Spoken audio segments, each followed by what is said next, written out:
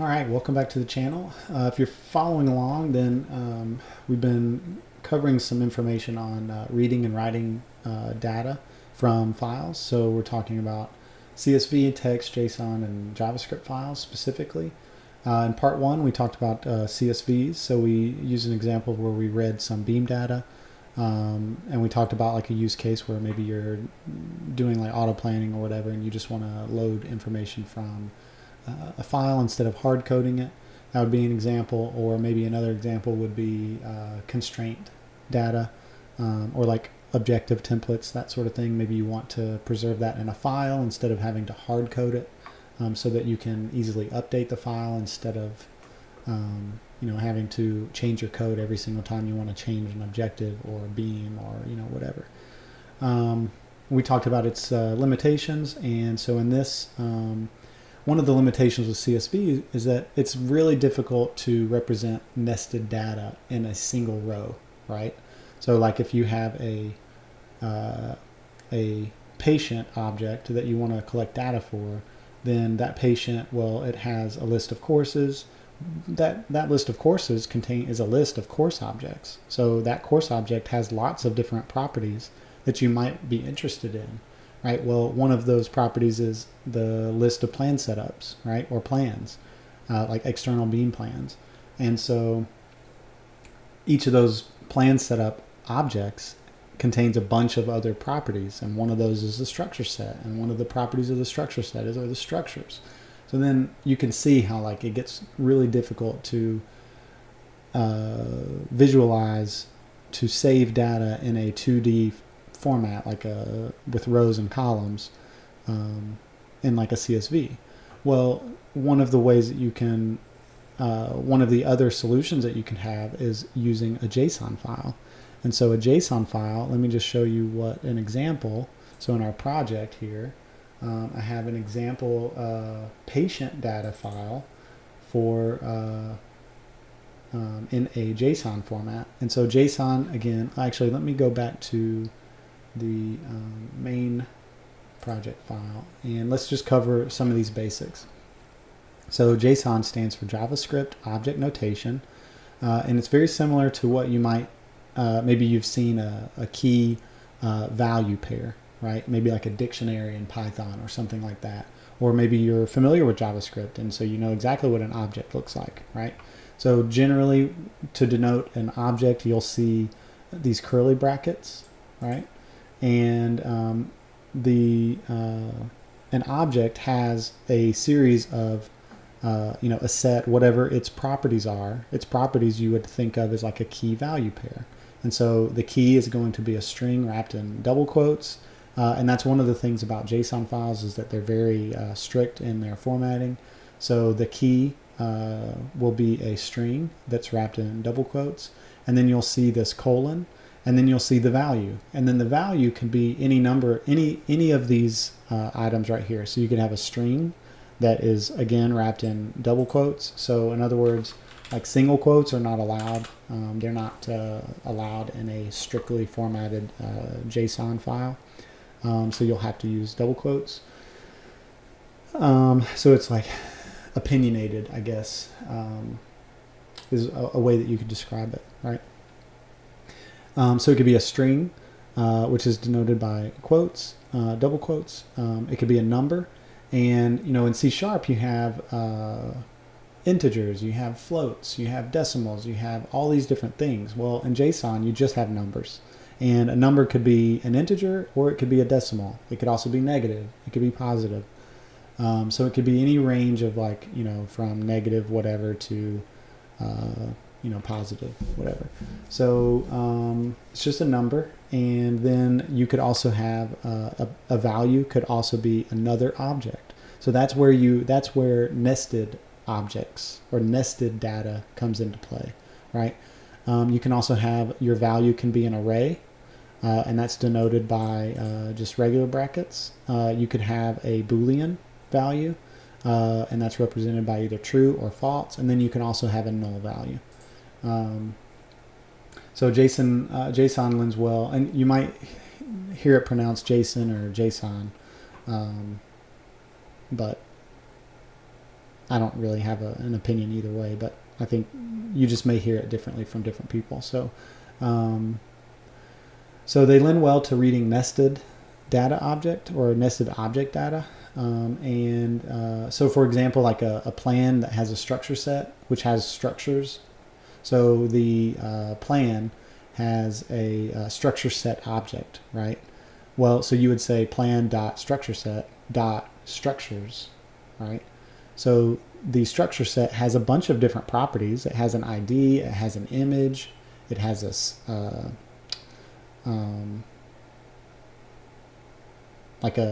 the date when it was created, like different types of properties, right?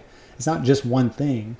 And structures is not the only property of it. And structures is a list of other objects, right? It's a list of structure objects.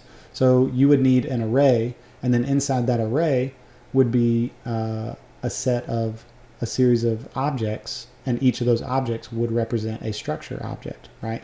So that's how you could envision the use of a JSON, and that's a lot easier to really visualize an object that contains properties that are other objects, as opposed to like a CSV file.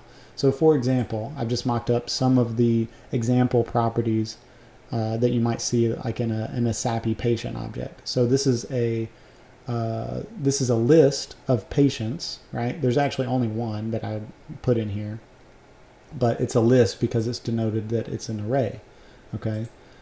You could also just have a single object, but then that would only be one object. So this file could contain a list of objects as well. And so this first object is a patient object. That's what we're knowing it to be, and it has an ID. It has a first name, last name, courses. So if we shrink down courses, these are the only properties that it has, or that I've given it, right? Well, this might look familiar to like an ESAPI patient object, which has an ID, a first name, last name, a list of courses, right? So you could represent this patient object in a JSON file, and it would be relatively intuitive, right? So courses is a list or an array of course objects. This only has one course object in it, but that course object has different properties. Remember, it's like a key and value. So you have your the ID property. You have another property called plan setups, right? A course object has plenty of other properties, but this is just an example. So the plan setup is a list or array of plan setup objects. A single plan setup object, represented here, has different properties. Some of those properties are ID, structure set. That structure set is an object. It's not a list or an array, but it's actually an object. Well, that structure set object has a property called ID, and it also has a property called structures. Structures is a list or array of structure objects. So each one of these represents a structure object. Now, obviously, this is a dummy structure object that I have created just so that I can use this in a standalone application without having to launch Eclipse. So I've just kind of like modeled some of the properties and things so that we can test things here. And the dummy model that I created has an ID property, a DICOM type, a volume, a max dose, mean dose, and an RGB string. It also has like a color property and some other things, but those just aren't being set here. So let's see. So that's the structures. Well, a plan setup also has, so that's the structure set object. Well, it also has a beams object, which is an array or list of beam objects. So each beam object is represented here. So the second beam is has an ID of AP setup, a beam type setup beam, and again, this is just dummy, like modeled data. It's not like the actual thing that you might see in ESAPI, but it's close. And so this is just so that I can read it from the file, and then I can take that information and create a beam using ESAPI. Using this information. So it's sort of like a middleman, right? A middleman object. And so then we have our machine parameters. property, which is an object of machine parameters. That machine parameters has a machine ID, an energy model ID, a dose rate, a primary fluence model, and a technique ID. Right, and those all might sound very familiar if you're, if you've been working with ESAPI or if you've been trying to create beams or whatever. So that's that object or that property, right? And then it has a leaf positions, which is just set to null. So that's an example of how you can use null. Again, you can use booleans, strings, numbers, objects, arrays, and null, right? And so then we have a job position, which then is an object, which is a job positions object, right? Which has an x1, x2, y1, and y2 property. In ESAPI, it would be known as a vrect object, right? And then we have our collimator angle, gantry angle, gantry stop, which in this case, it's a setup field, so it's null, right? And gantry direction is none, and patient support angle, the couch angle is 0, and the isocenter is set to 0, 0, 0, wherever that is. So this is just an example, and you can see that it's strongly typed. And just as an example, just to show that we need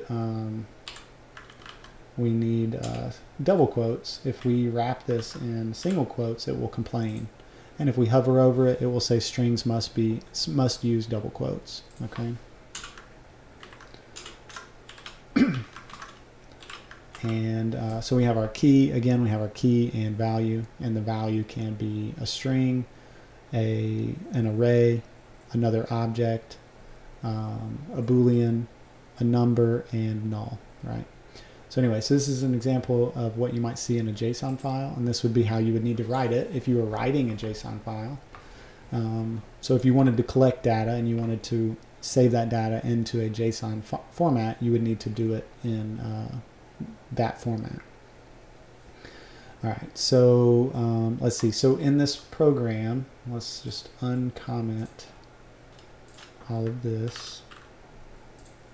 All right, so the first thing, we're just going to skip some lines on the console, and then we're going to restart the timer, and then we're going to run this, we're going to get a list of patients from this JSON model.load patients. So if we go to that, all it's going to do is it's using a stream reader. It's going to read the data from the JSON file, and we're going to actually use a NuGet package called newtonsoft.json or JSON. We're going to use that to deserialize the object. And so what this means is it's going to take in this JSON file, the data from this JSON file, and we're telling it that it should expect a list of patients. And that's also what we're going to return. So from that, we want it to deserialize the data that it gets into here into a list of patient objects. So it's going to be looking for these specific properties, and if it doesn't see these properties, or if it sees something else, then it's probably going to throw an error. So you want to be able to tell it like exactly what to expect. So it's going to deserialize those into a list of patients, and then it's going to return those patients. Then we have this other. Let's just go back to this. So then we have this. Here's another example of using string.format. Versus string interpolation. So like if you're doing a single file plugin, then you might need to use string.format instead of string interpolation. So if you're using ESAPI. But anyway, so we're going to return that list, and then we're going to write how long it took and tell like how many patients we pulled. And then we're going to do the same thing for the beams. So the beam file in the JSON file, let's see. I think it has 3 beams, so 1, 2, yeah. So it has 2 arcs, like air quotes, MLC arc beams, and it has like some basic information that you would need to create said beam, and then we also have an AP setup beam, and these are very similar to what was used or created in the CSV data, right? I think it's basically the same. I can't quite remember, but it's just in this JSON format. So, and it's just a separate file.